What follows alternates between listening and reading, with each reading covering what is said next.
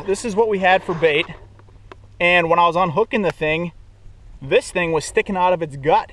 I'm pretty sure it had just eaten a paddlefish, a small paddlefish. Don't ask me where this paddlefish was at, if it was in this bay or if this pike ate it somewhere else and came on over, but I can't believe it. I never in a million years would have thought I would have been pulling a paddlefish rostrum out of a northern pike, but I don't know what else this would be.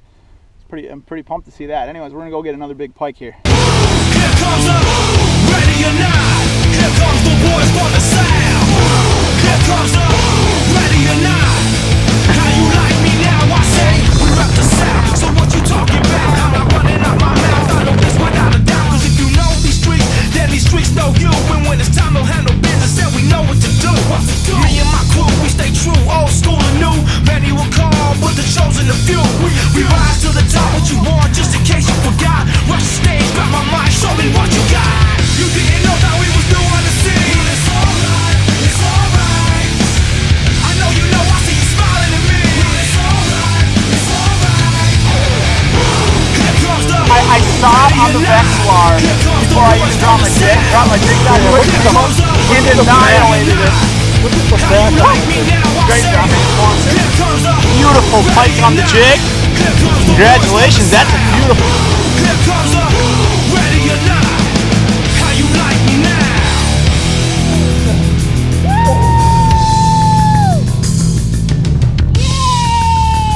That's what we're talking about. That's what we're talking. Put him in the hole. That is a 40.5. Now hold on to him. There he goes. There he goes. I didn't have to hold on to it. Woo! He went down his own. Oh my gosh. Ellie, give you a high five with your slimy gloves. Slimy! Woo! There we go. Okay, folks. We're going to give you your Bakken fishing report here real quick. Ellie, just kneel down with me. Okay. Ellie just caught her biggest. Back up just a little bit. Oh, fell over. We're dealing with a little tripod here, folks. Excuse me. Okay. Okay. You can see what we're running right here, tip up. Anyways, Ellie just caught the biggest pike she's ever caught jigging earlier, a 34 incher. Then she just caught a 40.5 incher, catching up to my biggest. Caught on a tip up, caught on a nice about 8-10 inch Cisco. And there's a couple things to keep in mind if you want to come out here and do this yourself. Number one, the Bakken region, Sakakawea, Fort Peck, a couple of the best waters in the entire United States to come out and catch the biggest pike of your life.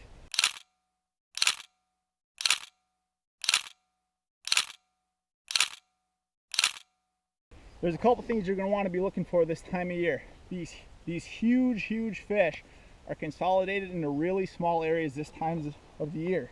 What you're going to want to look for is creek bays, and just open up Google Earth, look for a bay, look for one with a creek entering, and there's a good shot it has pike this time of the year. However, there's two key things you're going to want to be looking for. Number one is good clarity. You're going to want about 2 to 6 feet of clarity on the upper end of Sakakawea.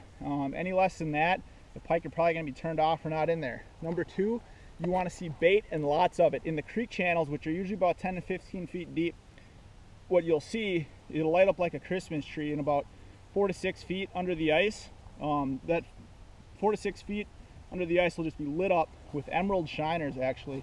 In addition to that, there'll be Cisco cruising through there, occasionally crappies, white bass.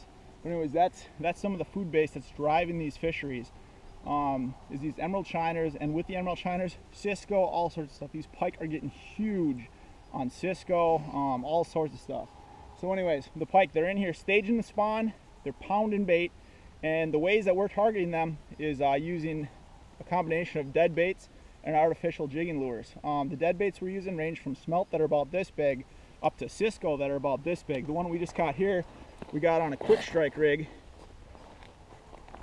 and we had a Cisco about this long on, and we're just placing them anywhere from right on the bottom to 2 to 5 feet off the bottom in the areas of the creek channels or just off to the sides of the creek channels. And we set our traps with our flags in areas where we know there's bait, and then once we get our flag set, we run around and do a bunch of jigging. And these pike are big time window feeders, and with that, you might go for 2-3 hours and not hardly get a bite.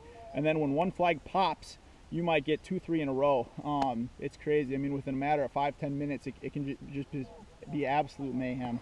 But anyways, like I said, keep two things in mind: clear water and bait. 2 weeks ago, we really had a hard time because we kept focusing on bays that had too muddy of water.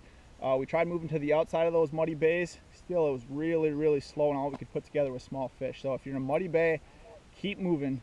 Find clear water, find bait fish, get some good dead baits, good fresh dead baits. Don't let them get all warm and rotten.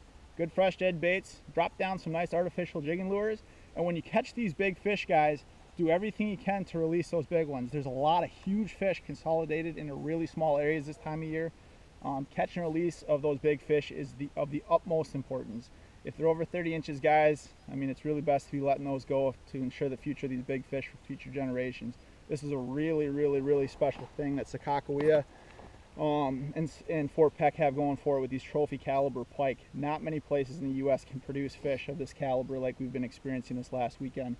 So anyways, let them go and make a memory for some other person down the line. Thanks for watching.